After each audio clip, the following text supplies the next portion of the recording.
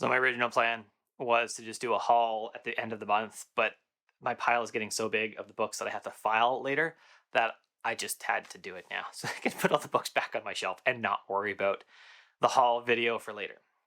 So let's do that.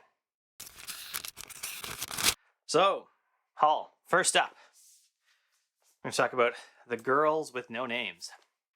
I actually got this from my wife, and then it's based on a true story, so I thought that this sounded like one that I wanted. Let's move the mic a little closer. Just into frame, not just out. There you go. So, yeah, she said it was good, and I will read that. This is by Serena Burdick, The Girls with No Names.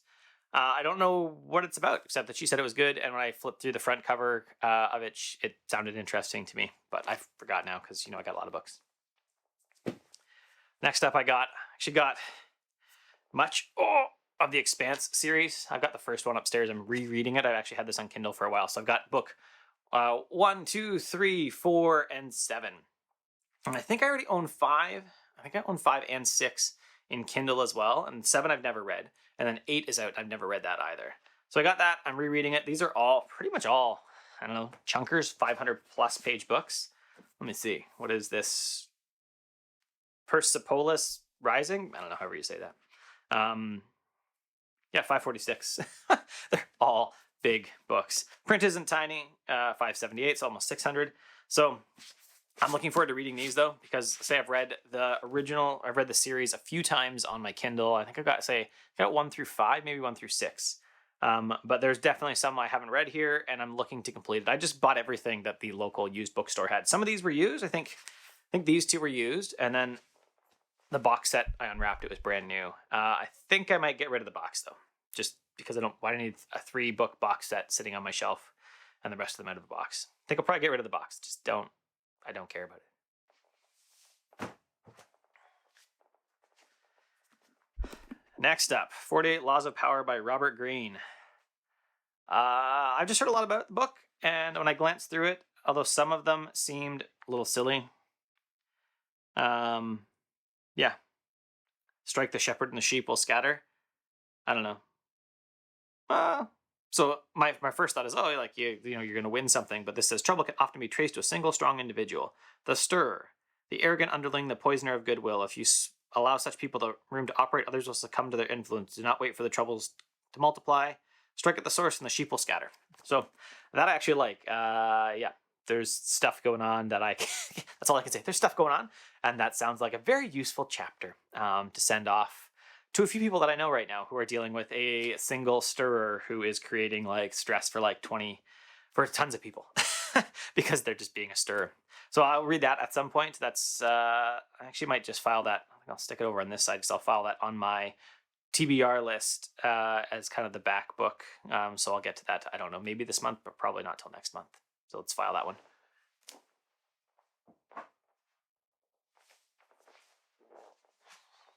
Next up, 1,000 books to read, a life-changing list. So 1,000 books to read before you die, a life-changing list by James Mustich. So a couple people saw me post about this. I saw it in my old school library actually, and they said you got to read that book before you can read 1,000 books. And I was like, no. It's really just like a summary of a book, right? Summary. Here's why I liked it by James Mustich, and then why you should read it, or why it's a value for your library, for you to read. So I'm going to read that, and I've actually read. I didn't actually count, but I've read a few of the books, maybe 10 of the 1,000, maybe 10. Right? A Lion, the Witch, and the Wardrobe by C.S. Lewis. I've read that one. A Wrinkle in Time. I just actually read that recently again. Into Thin Air by Krakauer. Read that a few times, but it's been a few years, so I may reread that one. Harry Potter. I read Harry Potter to my kid for 3 years. And I said, nope. Zen and the Art of Motorcycle Maintenance. I have read that, but it's actually, you might probably make it out just on the side over here. It's on my TBR shelf again, because I haven't read it in a few years. Life of Pi I've read a few times. Game of Thrones I've listened to a few times. I don't own the book. I've listened to it a few times. What else is in here? A few others. The Complete Sherlock Holmes. I read that a couple times. Lord of the Flies a couple times. There's 1 or 2 in here that I have read. Maybe The Day of the Triffids is in here, I think. I have read The Day of the Triffids, but I didn't scratch it off because I want to read it again. Ender's Game I've read multiple times as well. The Hunt for Red October multiple times. Sense and Sensibility multiple times. I've read the Bible a couple times. Just listened to the Foundation Trilogy by Asimov recently. I read Meditations a few times. The Absolutely True Diary of a Part-Time Indian. That was like the best book I read in last year, 2018. The Absolutely True Diary of a Part-Time Indian. You should read that. It's really, really good.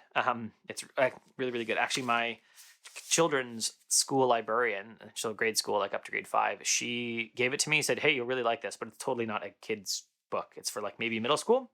And I got partway through it and said, I do love this book. And I bought it and then returned the copy to the library because they were going to move it up to the middle school locally. Yeah, really, really good. So that's just interesting. I think my plan going forward, probably not this month, is to pick one of these books every month to read and go through it. So like the Poisonwood Bible, we have that. My wife read it and said it really liked it, but we have that upstairs and that is in here as well. That'll be another one that I get to.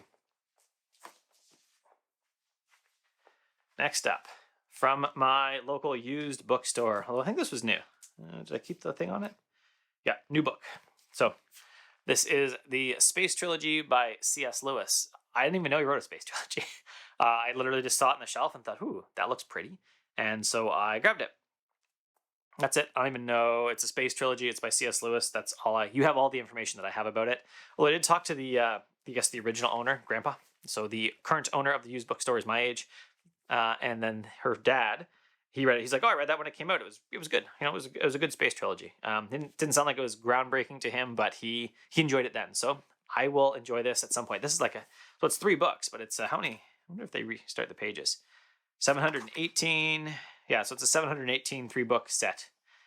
I will likely count it as 3 books because it's a Space Trilogy 1 volume. When I read it, I will count. I guess it's probably Out of the Silent Planet, Paralandra, and The Hideous Strength. That's what's on the cover, right? On the 3 planets, there's words. So I'm guessing that's the name of the 3 books, but I don't know. That will just be one I read in the evenings.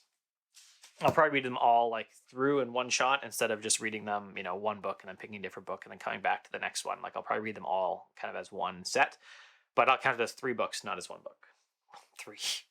1 book. 1 book. Next up, Neverwhere by Neil Gaiman. Cool. I don't know. I actually really like the story. I've listened to it multiple times and I had it on my list to get. I don't generally love trade paperbacks. I like hardcovers, as you'll see, like most of the books that come through are hardcover. I would have got The Expanse in hardcover if it came that way, but it doesn't, that I can find anyways. So they had this. I want to read the story because I've really liked it. My daughter wants to go through it too. My 9-year-old, she has done a few, but I think this one's just a little too much for her at this point. Neverwhere, really good story by Neil Gaiman. I really like it. So I saw it, they had it there for me and I grabbed that one. And we'll file that. Next up, Snowglass Apples, another Neil Gaiman, and it's excellent. I read it. It's a comic. It's a comic graphic novel, short graphic novel, and it reimagines Snow White. And the illustrations are just beautiful in this, right? Oh, try not to get light. Just beautiful in this. There you go, no reflection. Just beautiful. It reimagines Snow White as a vampire, and that the evil queen is, saved everyone from the vampire, or attempted to, and was not able to. I really like Neil Gaiman's dark stories. Except my daughter, we always call it BOD, the Graveyard Book. We've done the Graveyard Book, and we've done, actually, the next one I'll talk about. We've read that one as well. But Snowglass Apples, I enjoyed it. It's fairly short, right? I read that in 20 minutes, maybe, between doing stuff for the kids, maybe half an hour. But I enjoy the story, and it'll get filed up with my Neil Gaiman collection that I've got now. Next up is another Neil Gaiman, actually. It is a beautiful copy of The Ocean at the End of the Lane. I already own this in a hardcover, in a nice, beautiful cover hardcover, but I got this one because, see, find it, because of the illustrations. Because I was like, oh, that looks pretty, and I showed it to my oldest daughter, who's read this with me, and I said, hey, do you think I should get this? It's got these nice illustrations in it, and she said, yeah. So I got a book that I already own, and so I have a second copy of this book with illustrations, and I will reread it, really just to enjoy the illustrations at the same time, and see what one illustrator thought of the story as they went through and how they illustrate the different chunks of it. It's beautiful. It's beautiful. Now this is if you read the story, this is the boy in the tree, right? He's in his special tree. Maybe hiding from the bad thing. Well, looking at the sliver in his foot. Yeah, great book. Very beautiful. So I'll put that back on my list, although it's not going to be very high because I literally read this, I think at the middle of 2019, and I read it to my daughter at the end of 2019. So, but that was another good one. Next up, 3 that I grabbed from my library, actually. So they do every so often a sale for just culling their shelves, and I guess it goes back to the library. Yeah. Anyways, they're selling it. And so I got 3. I got Greatness. This is Reagan, Churchill, and the Making of Extraordinary Leaders. $2, $2 for hardcover. So I got it. I hate the stickers they use. They use these stickers that are like super hard to peel off. I don't like it. Like the book sale sticker, super hard to peel off. So I generally try to eventually, but anyway. I got Canoe Country, the Making of Canada. This is about how canoes have shaped Canada, the trade routes, and like everything there. And one thing we actually just recently had a few years ago was the government said that a navigable waterway used to count as any waterway that was navigable by canoe. So they changed that to say that you had to have more, basically you can go deeper in the water. It has to be a deeper in the water boat than a canoe. And that actually meant that you couldn't do microhydro and a bunch of other stuff without lots more environmental impact on many of our creeks.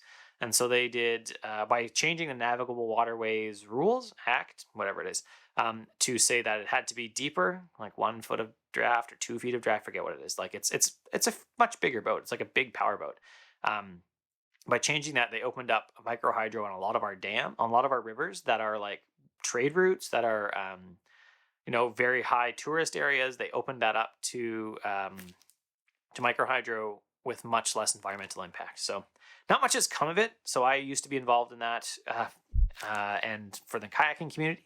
And I'm not anymore because I'm not kayaking right now and haven't been for probably 9 years, but I was involved in that heavily with the BC Association for Kayaks. That's not the right name, but you get the idea.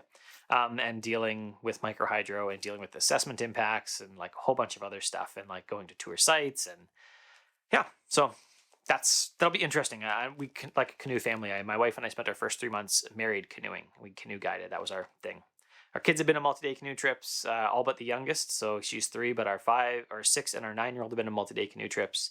Then backpacking, lots of stuff. We're a big outdoor family. Next up, Strap Hanger by Teras Gresco. This is about transit, so strap hanger is in like a subway, transit, alternate modes of transportation besides a car. And I am into this. Like we're a 1-car family. I ride my bike a lot to get places. I push the kids in a stroller a lot. We don't take the bus a lot. But I do. We don't take the bus a lot because I live like a block from the used bookstore, and then swimming lessons is like, I don't know, 1 kilometer away. It's really close, so I just walk there. Right, it's a 10-minute walk, and that's most of the spots that we really need to get when my wife is using the car when she's taking it across town to go skating for her job and for my oldest daughter to skate. Then I just don't need to go anywhere that's not within a reasonable walking distance. So, but I'm interested in alternate transport besides just cars because it's ridiculous that we give off like so much of our city to cars that sit there most of the time, and that cars are like the primary thing that we need, and it doesn't have to be that way. And we can make some changes if we are organized about this and have good bike lanes and have good transit and a bunch of other stuff. So that actually really ties in with Invisible Women, which I read back in 2019. I don't think I did a video on that, but if you want to see a video on that, let me know, and I will do it. Let me know in the comments. I have done a written review of that on my site, and I'll link that written review below. But if you want to see a video, let me know. I will do a video based off the written review. I'll have to get the book back because I lent it to somebody, and they lent it to them like months ago and they haven't even started it yet. They want to read it, but I think I might just turn it into a gift and buy myself another copy. Anyway, yeah, so like even goes transit and like gender issues, right? Most transit is built on a hub and spoke model where the hub is the main working area, which is where men usually go, who also have access to cars more likely, whereas women actually need to make trips around the spokes, really. And so they have to go into the hub every time and then back out, and we are taking away time from women's trips or from the main caregiver trips. At my house, it'd actually be me because my wife has the car most of the time and I almost never use the car. But yeah, that's interesting. And so that's like another thing. I also listened to a good podcast called The War on Cars, and it talks all about bike lanes and about transit and how cars are given so much space. Like you have to have like, huge lots to park cars at businesses instead of a good transit to get there so that you don't need cars. So that's interesting. Anyway, one more book. Skyward, Brandon Sanderson. I have liked Brandon Sanderson. I've read, what have I read? The Stormlight Chronicles, whatever it is, the Stormlight one. I have read the Mistborn series.